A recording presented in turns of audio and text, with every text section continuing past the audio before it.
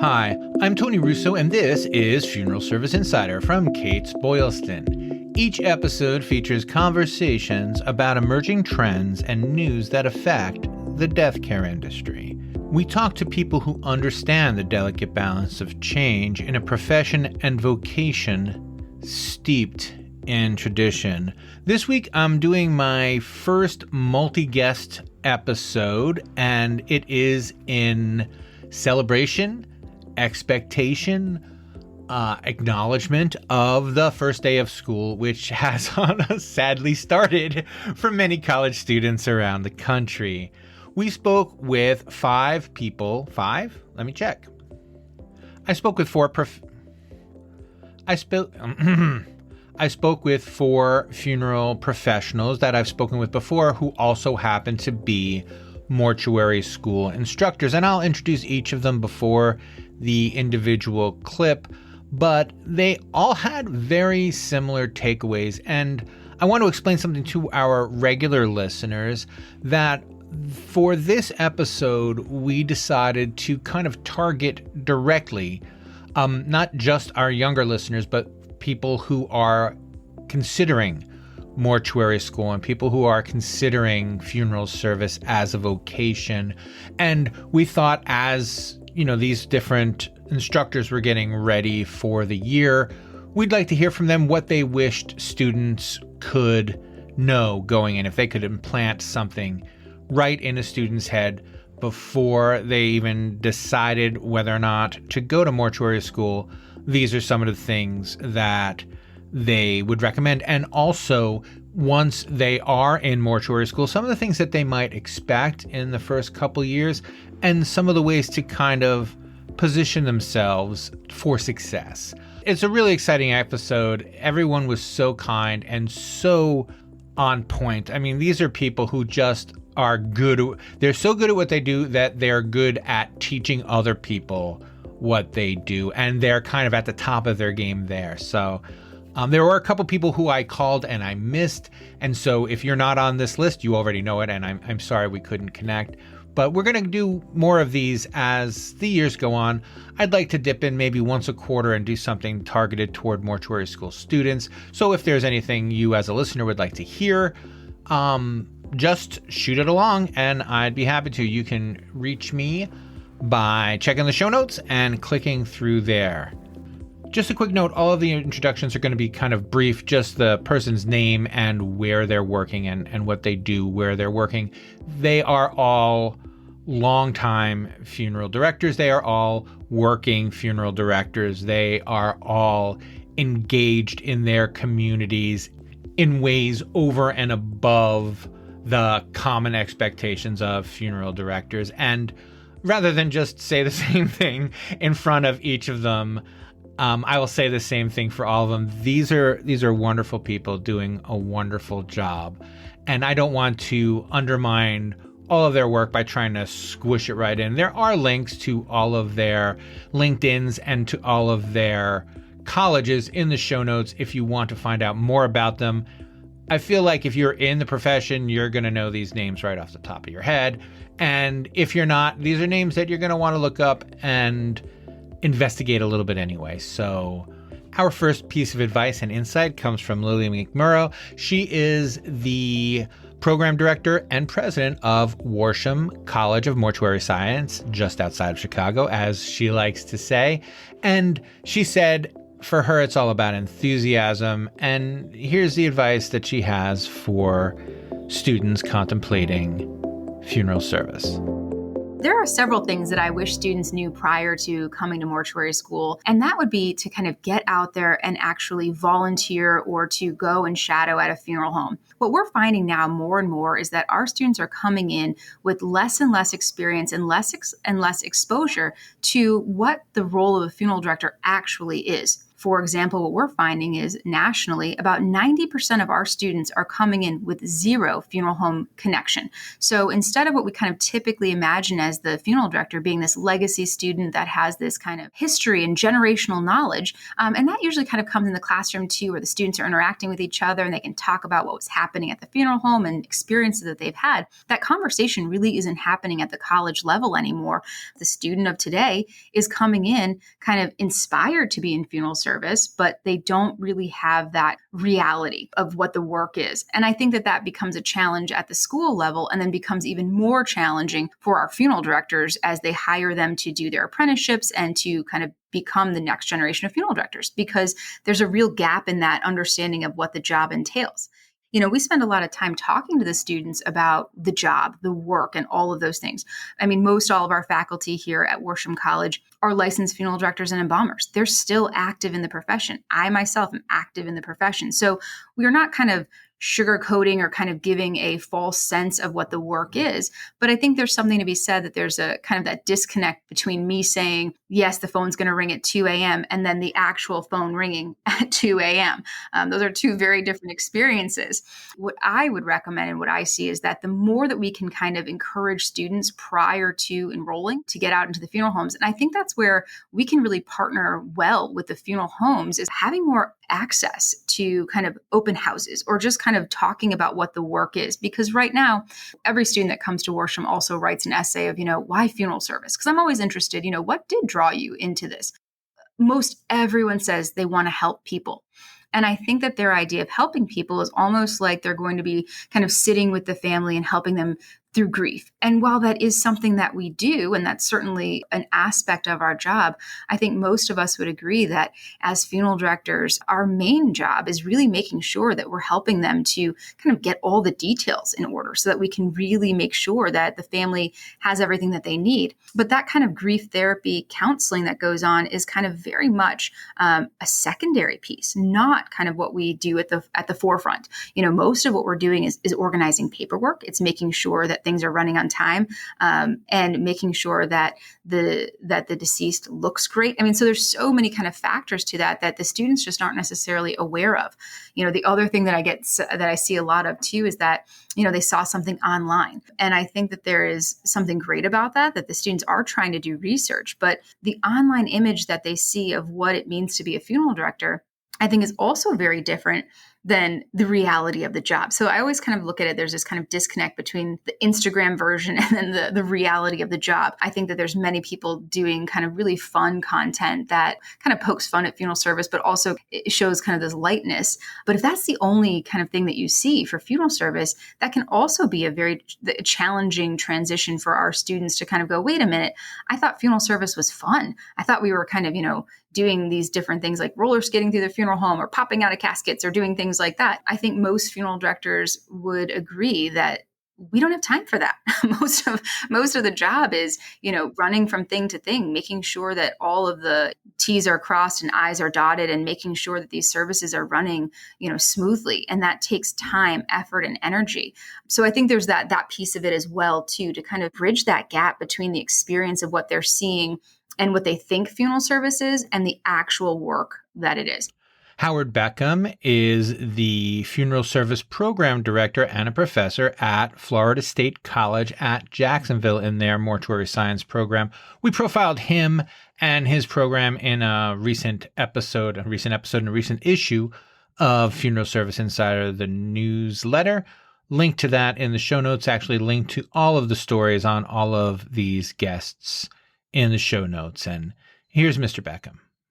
One of the big things I think students need to know is what they're getting into. It's cold out in the cemetery in the winter, and it is blazing hot in the summer. I don't care where you are, just about anywhere. You get wet, you get uncomfortable. It's not always dressing up in a suit, driving in a big car. That's the biggest thing I tell people about working in funeral homes. Though that's something that you do. Being in an expensive suit in the middle of a field with the sun for 3 hours. I was talking to a funeral director, a friend of mine earlier today. He wasn't looking forward to doing that this afternoon. It's 110 degrees here in Florida today, and that's in the shade. It's going to be a hot day for him. The other thing too is you've got to prepare yourself psychologically to deal with the things you deal with. I've had students that did great the first semester of mortuary school, and then the next semester when they got involved in their first embalming labs, the first body they saw to embalm, the girl freaked out and dropped out of the program because she couldn't handle it. So that's one of the things you need to look at is emotionally and psychologically, are you going to be able to handle it? And then the other part of it is academically, are you going to be expecting to do the things you need to do? I teach an online program here at Florida State College, Jacksonville, and I worked with our online development section that we have for the university and college here.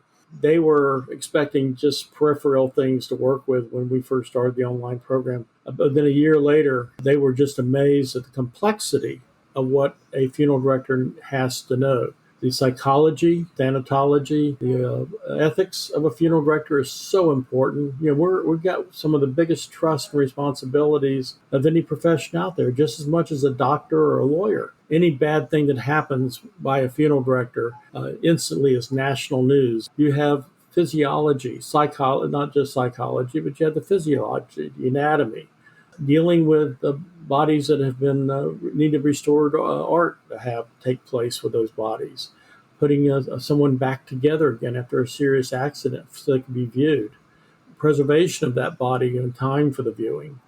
In some cases, we have been blessed to deal with families whose loved one who has been in the military and is going to Arlington National Cemetery, for instance. In those cases, sometimes you have to wait 6, 7, 8 months or even a year for a burial window at Arlington National Cemetery. So you need to know how to preserve that body so that body's going to last for that year. And what type of chemicals to use, how to do the embalming, how to do the restorative art, how to maintain the health of that dead body. That sounds a little strange, saying the health of a dead body, but you want to make sure that the condition of that body stays viewable for that period of time. And so that takes a little work and effort. And that's some of the things we teach in mortuary school is all that. As you can figure from that standpoint, it's very complex.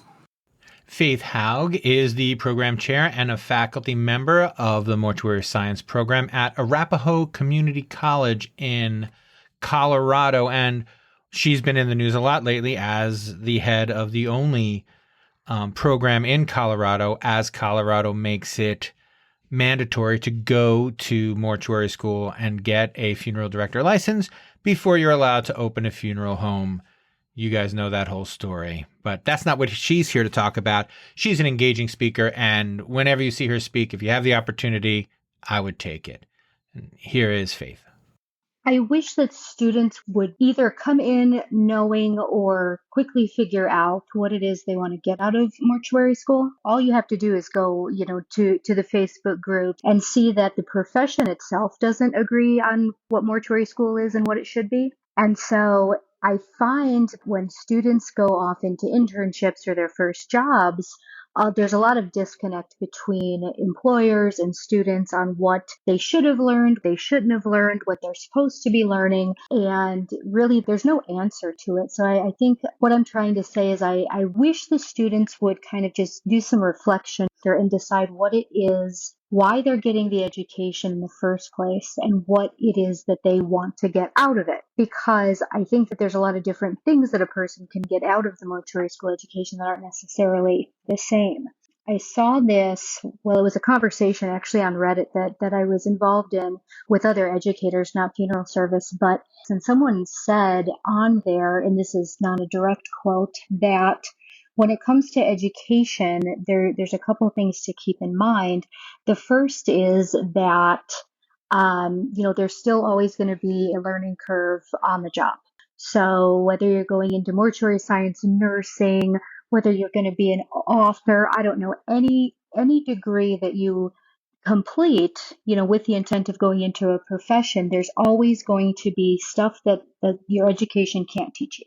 And that you're going to have to learn on the job. And in mortuary science, that's especially true because there's so many different demographic differences. There's so many different, cultural expectations just in different parts of the United States alone. So there's always going to be something that you have to just learn on the job. So mortuary school is not intended to make you a 10 or 20-year licensee by any means. The other thing that this person said was just because you didn't use something you learned in school doesn't mean that someone else didn't. That struck me too, because again, and I'm a critic of our profession. I think you know that. And anybody that's heard me on anything probably has deduced that. But, we have these Facebook groups now in the industry, and there's a lot of discourse back and forth on them. And this is, a pretty regular topic among industry professionals. And it's, well, they teach this, but they don't need to know that. Well, maybe you didn't need to know that where you ended up working, but that doesn't mean that one of your classmates didn't go into a completely different, part of the country or different kind of funeral home and did. To wrap it up, I guess the student needs to understand and really decide what it is they're trying to get out. Is it just a means to an end for them? Is it just something that they have to do and are just trying to get through it, pass, and be done and never think about it again? Which, I mean, is fine. That's how some people view education. Or is it something that they want to get much more out of, even if that means it's not going to be measurable, specific things that they can then say a year later, I learned this in mortuary school and I used everything that I learned. So it's really kind of about the expectations of what college is supposed to be in the first place and how it does and does not translate into the workplace. Hi, I'd like to take a second to tell you about two of our upcoming events at Kates-Boylston. They are free. They are online, and the first is a marketing summit on September 12th from 1 p.m. to 4 p.m. Eastern Standard Time. The marketing summit will have expert speakers, interactive Q&A sessions, and comprehensive marketing tactics that you can take away. The speakers for this event are Michael Anderson, who is the president at Need Marketing, and Jansen Lenzi, who is the digital marketing manager at Need Marketing. They'll be talking about how to use multi-channel marketing to convert families. And they'll be followed by a presentation from Danielle Burmeister, the Vice President of Marketing and Communications for Homesteaders Life Company. She'll be talking about brand influence and how strong brands can drive customer behavior. The other event I want to give you the heads up on is on September 19th, the following week. We have a webinar, and this is hosted by Reed Hansen, who is the founder of Mortuary Software. It is called How to Transform Your Business with Software, the Digital Revolution in Death Care. I actually spoke with Reed Hansen, and you can check the link in the show notes to the video back and forth, I guess, that we did to kind of promote this event. This is going to be a lot of fun too. He has some really interesting insights in what can be done digitally at your funeral home just to make things easier so that you can better serve families. Both events, as I said, are free and both require registration. You can register by clicking in the show notes and going to events or webinars, depending upon which you're interested in. If you're not interested in both, but I'll be there for both, and I would love to see you there. All right, let's get back to it. Samuel Perry is an assistant lecturer of mortuary science at Southern Illinois University at Carbondale. He is also the president of the Green Burial Council. We spoke with Sam actually early on in the podcast, talking about precisely how he got into funeral service, because he wanted to come in and change funeral service and make it more green, and he was pretty roundly rejected. And so he's kind of taken a slower approach and is trying to help students who are also interested in greening funeral service kind of mitigate their expectations and make sure that they can find gainful employment upon graduation. It's really nice if you know somebody that works at a funeral home already, because you can get in through that connection. But if you don't know anybody, I would try calling first and prepare yourself to say why you're interested in the field and kind of express why you're devoted to the field, why you think you're devoted to the field. Because I think that showing a strong interest, that you're already enrolled in mortuary school, that you're about to get into the field, that shows the funeral home that you're not just going there for like the awe of it all. You're going because you're serious, right? Anything you can do to show them that you're serious about the field in that phone conversation is really helpful. And you want to ask for the owner, the manager, and you might not get that person right away. So if the first person you call is not that person, ask what their name is and leave a message, and be okay with them not calling you back, because they're busy folks, right? They run a funeral home. They're on call 24/7. They are busy folks. So don't be offended if they don't call you back. But then try to give them a call again. And I'd say at least 3-4 times. And if you don't get a response, then again, don't be hard on yourself. I think then it's an opportunity to maybe show up. It really makes a statement that you go to the funeral home that you've been trying to call. It kind of shows your passion, your dedication to the field. And if you do show up there and ask for a tour, or ask to talk to someone, you definitely want to make sure that you're dressed the part. So dress very professionally, dress as if you were going to go to a funeral, and very conservatively is typically what a funeral home is going to be looking for. I'm a pretty progressive, pretty forward-thinking person, and the field is very conservative, so that can sometimes be difficult. And something I've had to kind of learn and tell my students is that, we're serving those that are older than us a lot of times, especially as a student. I'd say most of my students are younger folks, right? So this, not every student is young, but as a young person, you're often serving the generations that are older than you, who, are typically more conservative than you.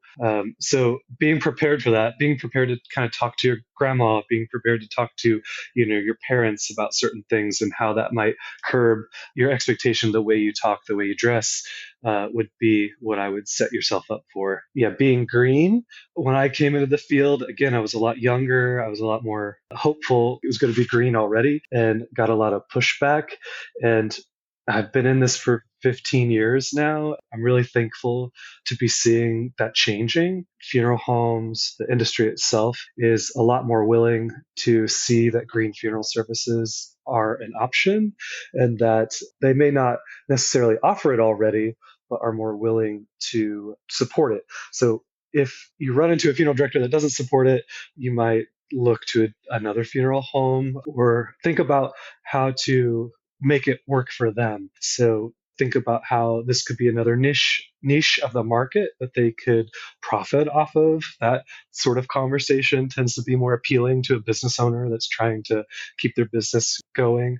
Just kind of try to look at it from their perspective, I guess. Don't be afraid to ask questions either.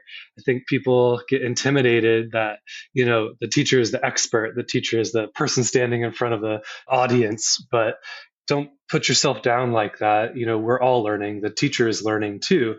And something as a teacher that I sometimes forget is I've been doing this for such a long time. So bridging the gaps of information can sometimes be hard to remember, how to do that. And so you might leave some pieces out unintentionally. And if you don't understand, don't be afraid to ask questions. That's what we're there for, to answer those questions. And it helps us be a better teacher. It helps, your fellow students learn maybe things that they didn't expect to learn. Something else I was thinking about is just kind of taking ownership of your experience at school. We all learn differently. We all have our own ways of studying, and no one cares about our education like we do. So, really taking ownership of that experience and taking it seriously, of course, studying every chance you can get, finding different ways to study, studying with different people, because there might be ways of studying you hadn't thought of before.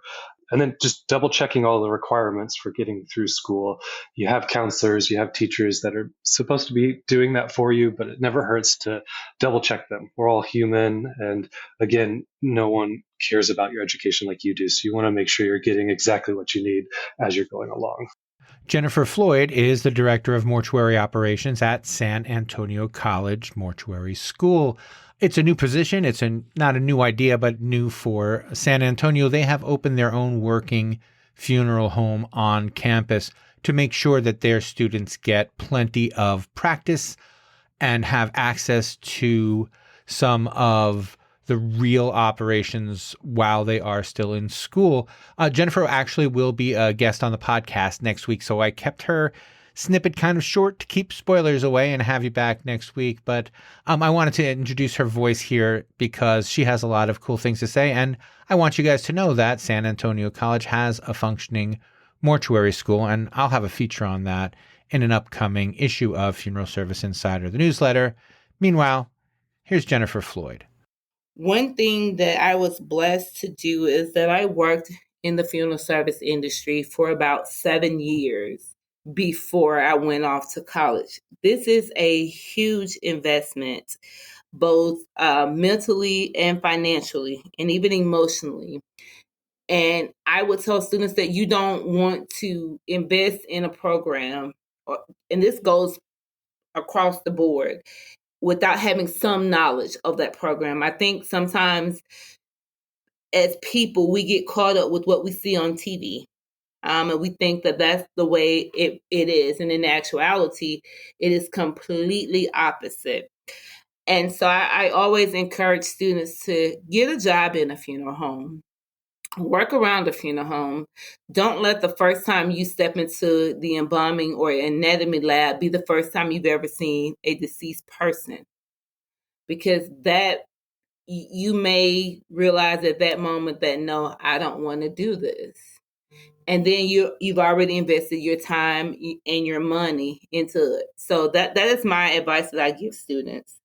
As I stated, I was blessed enough to work 7 years in a funeral home doing various tasks, from washing cars to being an apprentice to, being a funeral attendant, a funeral assistant. And so I was able to get some experience before I went to mortuary science school. And that helped me a lot because I knew somewhat of what to expect, even though I didn't know it all. So when I got to Cook County Coroner's Office to do my first case, I had already seen deceased people before. I'd already embalmed as an embalming apprentice. So it wasn't my first time. So whereas I had fellow students who had never seen a deceased before, and they were like, this isn't what I expected. And so, at that moment, they were at a crossroad. Do I really want to keep doing this, or do I want to back out of this? This is not really what I expected. So, I think that is important because so many students utilize social media or YouTube to give them the information that they think they need, and then it's not what they thought it was when they get into the program.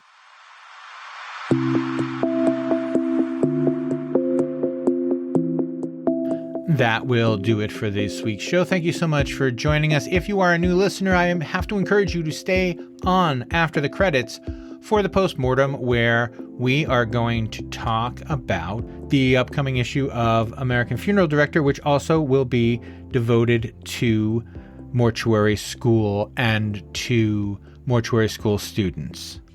Funeral Service Insider, the podcast, is a Kates-Boylston production.